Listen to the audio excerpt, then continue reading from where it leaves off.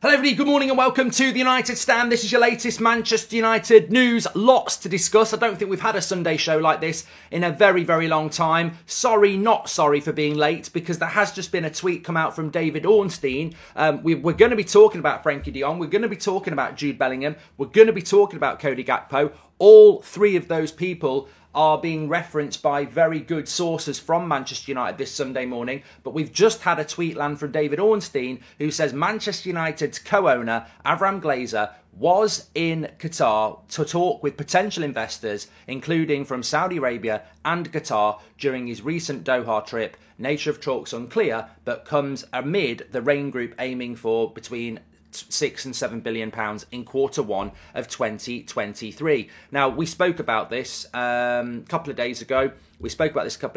And we said, why is one of the owners of Manchester United, Avram Glazer, in Doha for the World Cup when he can't be asked to come to Manchester to watch the club that he actually owns?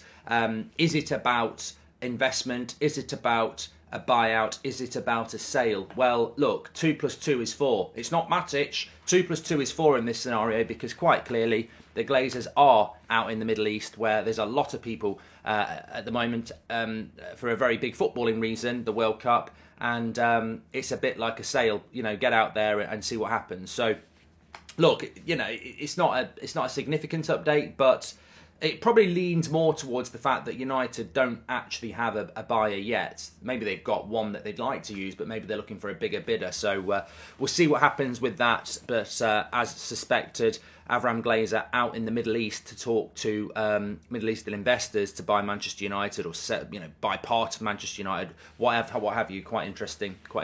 But I can see a lot of 90% in the live chat. Well, look, last Christmas I gave you my heart, and the very next day you gave it away. This year, to save me from tears, I'll give it to someone special. Well, it was last summer, actually, wasn't it? It was last summer. And look, I know, not again, says Savage. I must admit, last night I'd had a couple of drinks. It's Christmas time, and I checked Twitter and I saw this story and I thought, where's it coming from? It's got to be coming from some crap outlet. It's coming from Samuel Luckhurst and Simon Stone. You know, two very specialist Manchester United correspondents, especially Simon Stone, and he works for the BBC. And I'll start with that because it's the best place to start. Erik ten Hag wants to revisit the Frenkie de Jong situation in the summer, from Simon Stone, BBC. Even with last summer's influx of new arrivals, Erik ten Hag feels Frenkie de Jong would fit perfectly into his squad. Samuel Luckhurst goes on to say that Frenkie de Jong, despite public proclamations about wanting to stay at Barcelona, gave private reassurances to Erik ten Hag that he was happy to join Manchester United last summer. So it reopens, and also we'll talk about Bellingham in a minute. But in my experience, this is a brief. This is a brief from somebody very high up at Manchester United. It doesn't make. I mean, Simon Stone and Samuel Luckhurst, as far as I'm aware, they don't holiday together or go out and play squash together or tennis. They're journalists, they're acquaintances. One works for the BBC, very good at his job, and Samuel Luckhurst is the Manchester Evening News chief Manchester United correspondent. And on the same night, they're both briefing about Jude Bellingham and Frenkie de Jong on a night where nobody really wants to be briefed about Frenkie de Jong and Jude Bellingham. Gakpo's interesting, the sale of the club is interesting, a right back is interesting, but we don't want to be talking about midfielders in the summer. Why is that? Now, we did a video last night on David De Gea, and I think that the David De Gea story is very weird in itself as well. This story that United might let De Gea go on a free transfer on the day that Ander Herrera is crying on a Man United podcast about being let go on a free transfer. Weird timing with that. But this is even more weird. I don't know. I don't know what the stance of the club is here, but it's an interesting one, because I don't get. Everything has got a reason, and Andy Mittens mentioned it for The Athletic as well about Manchester United's interest in De Jong and in Bellingham. So this is, Andy Mitten again. He's another journalist who just is basically on tap with the club. It's like, that they get fed information from the club. I've been doing this for a long time. I've played the game. I've played the game, you've played the game. When Andy Mitten, Samuel Luckhurst and Simon Stone, I'm only surprised that James Ducker isn't, or Laurie Whitwell, if those 5 people are talking about the same thing, they've been briefed by the club. 100%. That's come from the club. Like, they're not the sort of journalists that put that information out unless they know it's correct. So why are Man United briefing about Frankie de Jong and Jude Bellingham on the nights, on a Saturday night before the World Cup final, 2 weeks out from the start of the January transfer window when they won't be buying de Jong or Bellingham? What is that all about? Now, my interpretation is, 1, we're thinking about the money we're going to have in the summer, or 2, we're trying to move the fan base towards the summer again. Now, this happened a year ago, where we needed to buy in January. I remember a year ago saying, if we don't buy players in January, we will not get top 4. And people were like, you might be right, and I was right. We're in a worse position this time. If we don't buy players in January, we're not getting top 4 because we're not even in top 4. So is this an attempt by the club to steer United fans towards exciting summers with a new owner so that we don't moan about the January transfer window? Because we ain't getting de Jong in January and we ain't getting Bellingham in January. So are we now moving? Is that... I'll put it out there to you. Your opinion's as more valid than mine. Like, what is the reason that Manchester United are leaking to good journalists about things like that? It doesn't make a lot of sense to me. So, answers on a postcard. Why are Man United briefing to decent journalists that we are in for de Jong and Bellingham in the summer when it's January transfer window we should be focusing on? On your England video yesterday, you said that you don't want to fire that you don't want to fire a manager, but they appointed one for women, so they're basically admitting no one cares about women football, so they're being hypocrites. They don't want to fire a manager, Nathan. Yes, I do want to fire a manager. Yes, I do. So yes, look, Simon Stone basically saying that Manchester United still want to sign de Jong and they've not given up on that, and that he would be the ideal midfielder for Erik ten Hag in the summer. It's a very big story. But to be honest with you, and this is a news story, other than telling you that story and saying, why is that coming out at Christmas time, I don't really have much to add. I mean, I think Frankie de Jong would be a very good signing. He is an obsession for Erik ten Hag. Last summer was de Jong. That's all he wanted and he didn't get him. So it wouldn't surprise me if ten Hag keeps trying to get de Jong for the next 10 years. I'm not surprised by that. But the fact that Manchester United still think they can get de Jong, it's changed a lot. Barcelona have survived keeping de Jong. This whole, we need to get rid of de Jong for financial reasons, they've survived for 6 months doing that. He's actually won his place back in the team from the bench. So I don't really see what that's all about, to be honest. But obviously we can't ignore it because it's coming in from Simon Stone. What is more significant is, and probably gets people more excited, is what's been said about Jude Bellingham. Now, again, we'll start with Simon Stone, but of course, it's been mentioned by The Athletic and Samuel Luckhurst, but this is what Simon Stone had to say about Jude Bellingham. Given the opportunity, Manchester United feel they could still make a compelling case for why Jude Bellingham should join Manchester United, although they accept they are not the favourites in the competition field at the moment. And Samuel Luckhurst, Manchester Evening News, goes on to say, Manchester United have not closed the door on a second move for Frankie de Jong and could make another pitch for Jude Bellingham. Senior sources at Manchester United believe Jude Bellingham could create history at the club by helping them end their Premier League title drought. Erik ten Hag is believed to have watched Dortmund's matches this season to keep abreast of his development. He's a massive admirer of Jude Bellingham and he's been told confidants that if he could sign any player in the world, it would be him. And this is also from Samuel Luckhurst. Frankie de Jong privately gave Erik ten Hag assurances he was happy to join Man United, despite publicly stressing his preference was to stay in Barcelona last summer.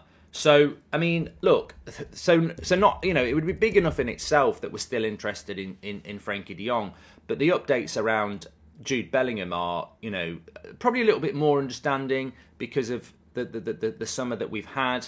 But, it's also just, again, is this all about, and we've got a Cody Gakpo update as well. I mean, it's just, I've never known a Sunday morning like this. We could literally do a show on one of these stories and we've got 4 big ones. Seashore says that Bellingham's overhyped. My understanding on Manchester United and Jude Bellingham has always been that, yes, we'd love to sign Jude Bellingham. I mean, I think some people forget that we actually had Jude Bellingham at Carrington when he went to Dortmund. When he was a Birmingham City player, We invited him up to Carrington. He met Sir Alex Ferguson. I think he might have met Cantona, but he met Sir Alex Ferguson. Ollie was in charge, and they chose to go to Dortmund. So United being interested in Bellingham, I'm sorry to say to any Liverpool fan or Man City fan, because they're the two favourites to sign him, we're not interested. This is not a paper story. We are interested. We tried to sign him before, and United don't forget. You know, we're like an elephant. We don't forget. So we are definitely interested, and there's absolutely going to be truth in the fact that Ten Hag would like to buy Jude Bellingham because he needs another midfielder, and Jude Bellingham's probably one of the most complete young midfielders in the game at the moment. So of course Manchester United would like to buy him. The issue we've got, and the update from Simon Stone is absolutely bang on, Manchester United are very interested in Jude Bellingham, but appreciate that they're not the favourites to sign him because there is a lot of work that's been done by Liverpool on Jude Bellingham. Like, I don't like to admit it.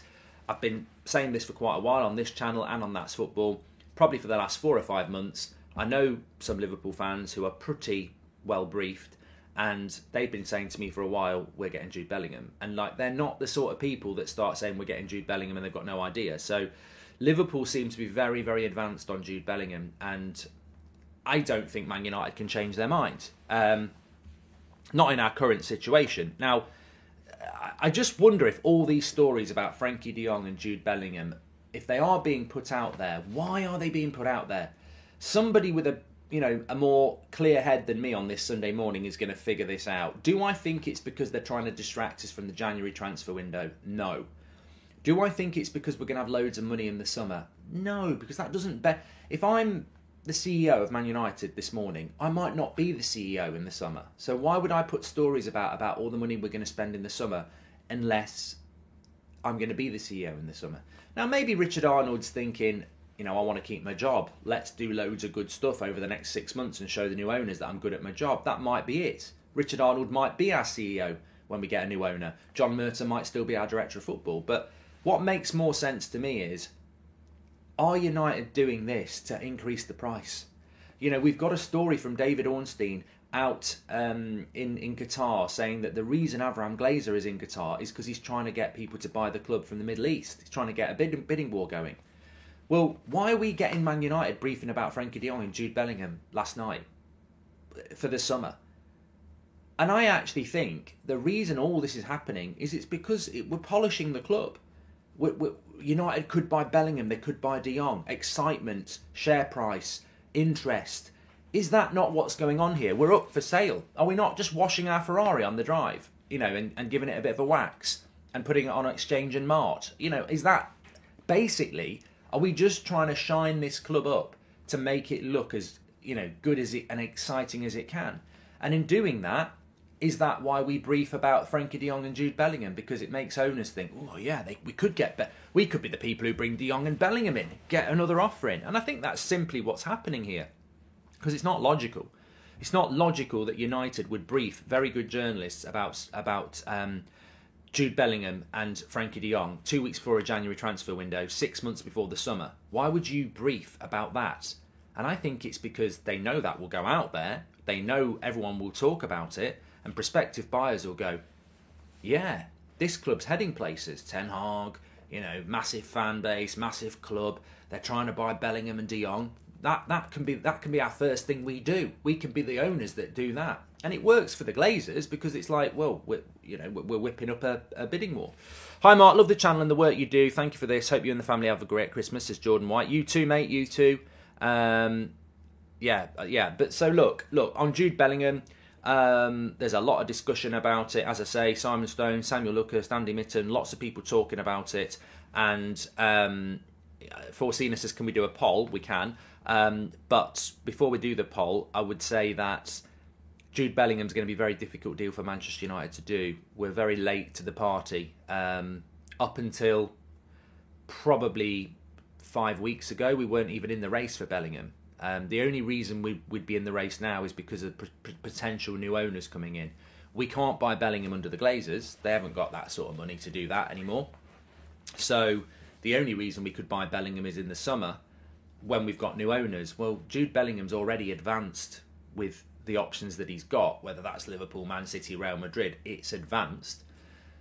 What are United going to do? Knock on his door and say, look, we can make you the focal point of this team. You know, we'll build the team around you. You could be the next Brian Robson. You know, you could be absolutely it. This club, you know, for the next 10 years, you can be Mr. Manchester United, leading us to titles. You can be the definition of what this club's going to all be about. And even if you could convince him to that, you've then got to say, but you're going to have to wait for 3 or 4 months because we've got to sell the club first before we know whether we can buy you. And I think it's too many if, buts and maybes for Jude Bellingham, isn't it? You can be this, you could be that, you could be this, you could be that. Wait a little bit. Whereas Liverpool will go, well, forget if, buts and maybes. We've got Jurgen Klopp, we're Liverpool, we've got a good team. Just come and play for us now. And I think that will be the problem to get Jude Bellingham. It's not impossible, but I think we're coming into the race a little bit too late. Either or, who would you go for? De Jong or Bellingham? Up to you. Get your votes in the chat there. Who would you go for, Mark? Well, I'll answer that in a minute because I think it's only fair that you get your vote. On Enzo Fernandez, I mean, look, if we're being linked to Frenkie de Jong, what I would say, and I suppose it's quite exciting, is if Simon Stone is being told that United are in for Frenkie de Jong and Jude Bellingham, that's about as tier 1 as you can get. Now, some people will say, well, Romano, Ornstein are better than Simon Stone. As transfer journalists, yes. But the difference that Simon Stone's got, and I'm not blowing wind up Simon Stone's arse, what I'm saying is he works for the BBC. Now, the BBC cannot start doing stories about United want to sign Caicedo, Roberto Sanchez and Tariq Lamptey tomorrow. You can do that in the Daily Star, you can do it in the Daily Mail, you can do it in the Sun, you can do it in the Mirror, but you can't do it in the BBC because they have guidelines and credibility that they sometimes miss, but that's what they aim for.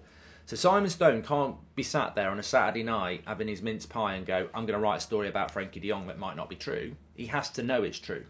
So for me, when you've got Simon Stone saying that Frenkie de Jong and Jude Bellingham are players that Man United want to get, then that is coming from a very, credible source at Manchester United. And if he is saying stuff like that, then I won't be surprised if tomorrow we're saying we're going to buy Kim Min-jae, or on Tuesday we're going to buy Osimhen, and they're coming from credible sources, because I think what's happening at the moment is we're probably being played a bit.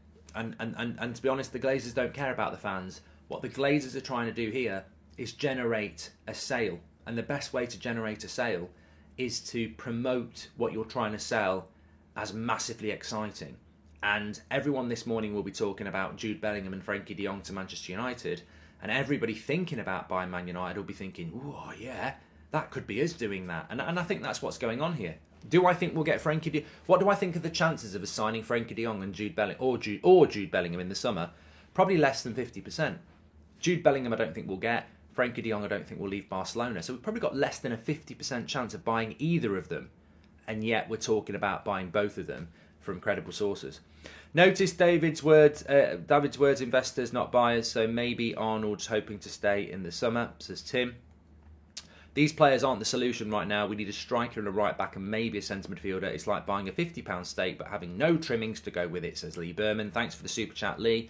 And Strasbourg Steve says Man United saying they could be in for Bellingham to make them look more attractive is like selling your Ferrari and claiming Kim Kardashian used to own it. It's all just nonsense and it's salesman tactics, in my opinion, says Strasbourg. Well, I think that as well. The only thing I would say is, if I am Simon Stone or Samuel Luckhurst or David Ornstein or Andy Mitten, why are you not putting that in your articles?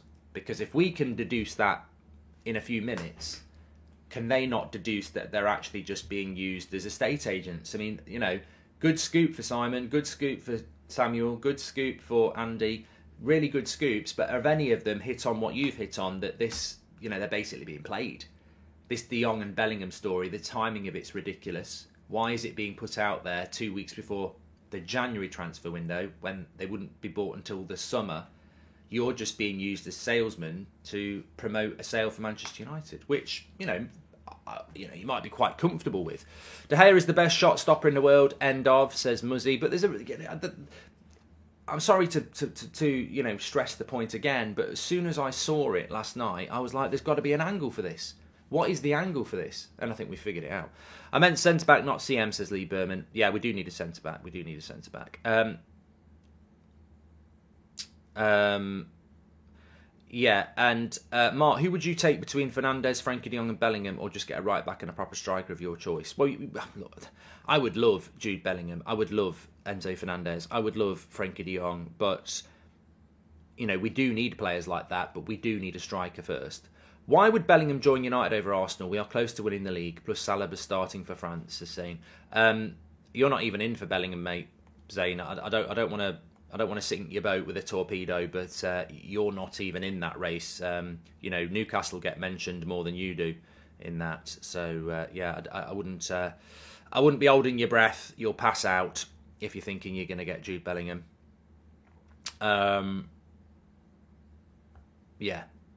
Sorry about that, Zane. But sometimes it's better to be truthful.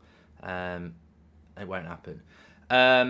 Who are Arsenal in this game, says Raz. Exactly. So look, it's a very interesting Sunday morning. I can't deny it, that Manchester United are being linked to Jude Bellingham and Frankie de Jong from very good sources. But I think what's going on here is it's the ramping up of the sale, isn't it? As I say, just before I came live, David Ornstein put an article out saying that Avram Glazer is out in Doha at the World Cup to talk to Middle Eastern investors about Manchester United being up for sale. Slow Sports new, David. I mean, we spoke about this 2 days ago. I mean, obviously he has the official line and he's a very good journalist, but, I don't need a weatherman to tell me it's raining, and I don't need a football journalist to tell me that Avram Glazer, who can't ever be asked to visit Man United, is at the World Cup because he likes football. He's at the World Cup to try and generate interest to sell his club or get an investor in. It's 100% clear.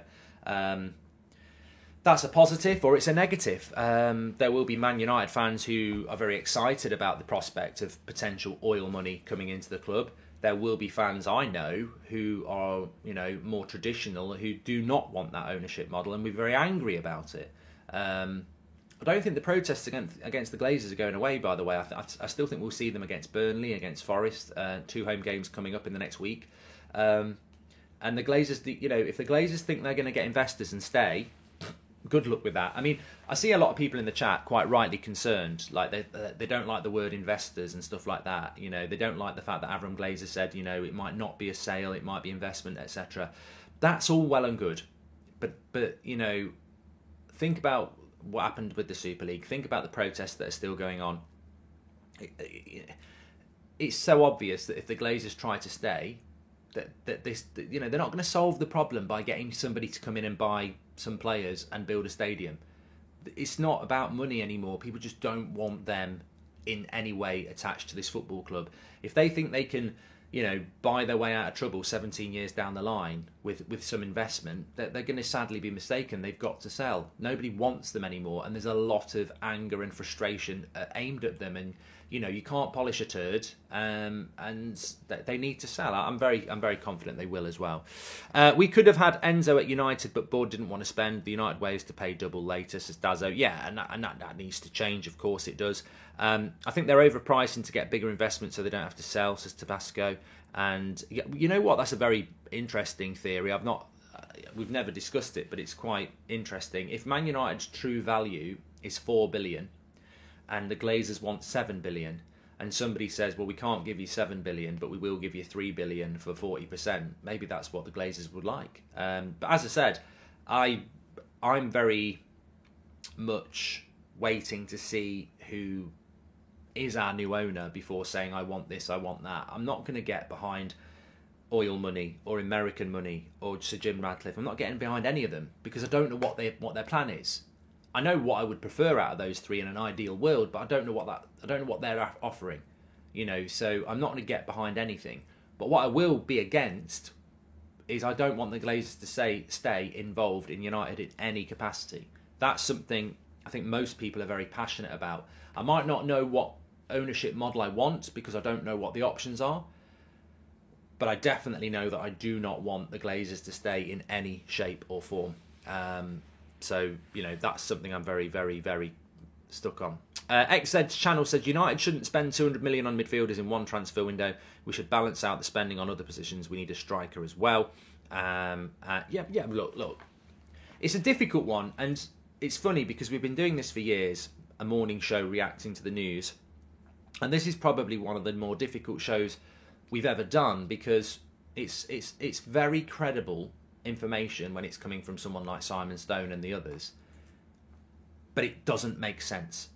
It doesn't make sense to be talking about Jude Bellingham and Frankie de Jong on December the 18th when the January transfer window opens up in less than 2 weeks and we need a striker and a right back. It doesn't make sense for United to be briefing about world-class midfielders for the summer on a Saturday night on the 18th of December. And yet it's happened. And the only way it makes sense is if you appreciate that we, the fans, are just collateral in a game that's being played at a much higher level, where the Glazers are trying to generate stories of positivity around Manchester United to stoke up the price and bidders for Manchester United. We've seen it with Amazon, we've seen it with Apple. We all attach ourselves to those stories because we're the fans of the club, but they're not for us. Amazon and Apple stories and de Jong and Bellingham stories, they're great for us to discuss, but they're not really. The reason they're out there is not because of us. The reason those stories are out there is because they're trying to generate the big bucks to come in and buy Manchester United, and that's what it's all about. And I think it's going to continue. But I think the only credible story, the only story I'm interested in at the moment, which really impacts on us in the short term, is probably Cody Gakpo in January, and who's going to buy the football club. And who's going to buy the football club is clearly going to run for a long, long time, weeks and weeks and weeks, because it definitely looks like the official line from United is probably the true line, that they are still waiting to see who they're going to sell to, still waiting to see what the big offers are going to be. United not signed big name at United. I'm still not convinced an out-and-out strikers is Mitch. And also, let me just tell you, we've had a few thousand votes on this. Who would you go for, de Jong or Bellingham? 61% would go with Jude Bellingham. 39% would go with Frankie de Jong. So there you go. Bellingham would be your choice. What would I go for out of Frankie de Jong and Jude Bellingham? Well, I'd agree with the poll. Funnily enough, I think we've got a much bigger chance of getting Frankie de Jong than Jude Bellingham. So in a reality, I think de Jong is more likely to come to United than Bellingham. But if I had the choice, I would go for Bellingham over de Jong, yes. And the reason I would do that is, well, on a very basic level, Jude Bellingham's 19 and Frankie de Jong's in his mid-20s. So the development, the fact that we're comparing Bellingham at 19 to de Jong in his mid-20s shows you that Bellingham's got more gears to go through, potentially, as well. So that would be one major reason. I also think that Jude Bellingham's more likely to suit the Premier League more than Frankie de Jong. And I think Jude Bellingham also can play in more roles than Frankie de Jong. I think he can play more attacking, box to box. I think he could also be a holder. Whereas Frankie de Jong is more of a dictator, a coordinator. Which, to be honest, I think the interesting question isn't what I think or what you think. It's about who do you think Erik ten Hag would prefer. And I would always think that Erik ten Hag would prefer Frankie de Jong. But then he might look at Jude Bellingham like we do and go, yeah, he's too generational for me to ignore. But I agree with Sam. He says, you're not getting Bellingham, stop wasting your time. I don't think we can get Bellingham. I think it's too late. I think if we have the new owners now and we could put the money on the table and we could show the project, we'd have a chance. But I don't feel that we can get him now. I really don't. What's the update on Cody Gakpo? Well, probably the most significant, relevant update of the show is the Cody Gakpo one, but it's probably the one that's not going to get the headlines for you because it's not new. Obviously, we've had new information that Avram Glazer's been in the Middle East to try and stoke up interest to buy Man United. We've had this Jude Bellingham and Frankie de Jong double release, which is, as confusing as it is exciting. But there has been an update from Ruud van Nistelrooy, who is the PSV coach. And he has basically come out and said that, look, Cody Gakpo can go in January. He's basically said that, it'd be nice to keep him till the summer, but we've got to be realistic. And, there's a chance that he's going to go in January. That's just the way it is. You can't stop these things. So that's the manager of PSV saying that. We've had the director of football say it last week. We've now had the manager say it. I mean, United, PSV have basically given United an open goal. They've just got to decide whether they want to put the ball in the back of the net. Like the manager and the director of football of PSV are saying, we'd like to keep him, but there you go. and it's for United to decide whether they're going to do something about it or not. I mean, and normally you think about when we bought Bruno from Sporting or Sancho from Dortmund, you know, or any of the Ajax players, Anthony or Martinez in the summer. We didn't have the Ajax manager saying he can go. We didn't have the Ajax director of football saying he can go. We had completely the opposite. So it's a novel, interesting scenario for United, whereby the only thing stopping a Cody Gakpo deal is basically Manchester United. PSV will sell, and they will sell in 2 weeks' time. Are Manchester United going to buy? And if we are going to buy them, we need to act very, very quickly. Now, we already know that the relationship between Manchester United and PSV is pretty good, and we also know that Erik ten Hag has a very good relationship with the agent of Cody Gakpo because they share the same agent. So you couldn't have a more straightforward signing. PSV manager wants to let him go. Well, he doesn't want to let him go, but knows he's going to go. The director of football knows he's going to go. We've got the same agent with Ten Hag and Cody Gakpo. It's such a straightforward deal to do. It's whether it's the right deal, and it's whether Manchester United want to do that deal, and that we'll find out. Now, what do I think will happen? I think Cody Gakpo will take a little bit of time off now. I'm not too sure when the Eredivisie comes back, but I can tell you that PSV fixtures.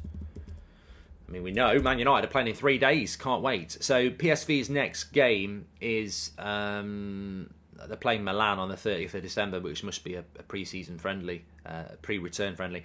Their first league game is Sparta Rotterdam on the 7th of January. So he's got a bit of time off. I would suspect that what they will do with what Gakpo will do is he'll take his time over Christmas. But I think unless he gets 4 or 5 bids, I think he's probably made his mind up. I think the next stage is for Manchester United to put in a bid. Now, official Kazratan says, is Thuram a good option? So Thuram is part of the French squad, playing in the Bundesliga at the moment. Had a decent time of it, and he's out of contract in the summer, so he's available for very, very cheap.